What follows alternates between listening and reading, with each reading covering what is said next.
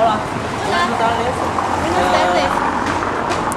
Estamos haciendo una encuesta sobre los gustos de los ciudadanos.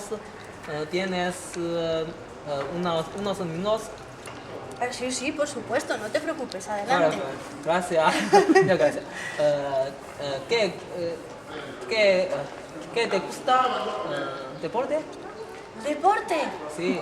Pues no me gusta mucho, la verdad. No me gusta mucho. No me gusta el fútbol, no me gusta el baloncesto. No, me aburre un poco. Sí, sí, a mí me gusta nadar un poquito, caminar por el campo, pero nada más. ¿Además? ¿Alguna cosa más de deporte? Déjame pensar, a ver. Yo creo que no, ¿eh? Es que no me gusta mucho los deportes. Claro. No me gustan mucho. ¿Te gusta leer? Me gusta leer, sí. Y ¿qué me gusta ir libro? al cine.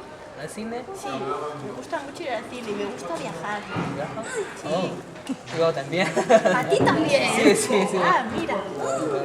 ¿Algo más? ¿Alguna cosa más que me guste hacer? Me gusta quedar con amigos, me gusta mucho cocinar y ¿Cocinar? probar cosas de cocina de otras partes del mundo. Vale. Sí. Muchas gracias. De nada, un placer. Sí.